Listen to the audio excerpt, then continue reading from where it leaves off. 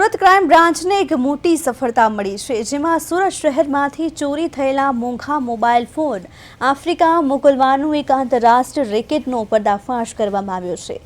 Crime બ્રાન્ચે આ કૌભાંડમાં સંડોવાયેલા શાહિદ અરાફત અને ઝુલ્કરને નામના શખ્સોને દબોચી લીધા છે।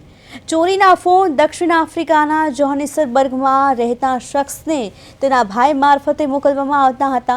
છેલ્લા 3 વર્ષથી ચાલતા નેટવર્ક દ્વારા અત્યાર સુધીમાં એપલ અને સેમસંગ જેવા 30થી વધુ મોંઘા ફોન વિદેશ મોકલવામાં આવ્યા।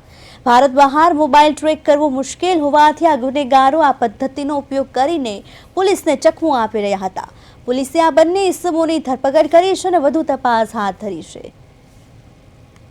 સુરત શહેર ક્રાઇમ બ્રાન્ચ દ્વારા અનડિટેક ગુનાઓ શોધવા માટેના પ્રયાસના ભાગરૂપે પોલીસ ઇન્સ્પેક્ટર જૈન ગોસ્વામી નાઓને બાતમી હકીકત મળેલ કે સાઉથ આફ્રિકાની અંદર રહેલ એક જકવાન સૈયદ કરીને માણસ છે, જે સુરતના મોબાઈલ ચોરોના સંપર્કમાં છે અને એના મોબાઈલ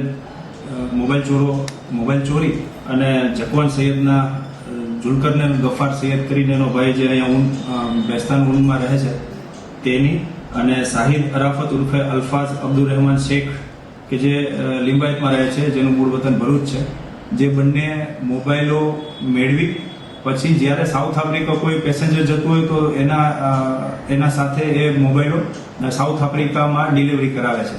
એવા અત્યાર સુધીમાં સુરતમાંથી ચોરાયેલા 30 મોબાઈલોની ડિલિવરી થઈ ચૂકેલ છે।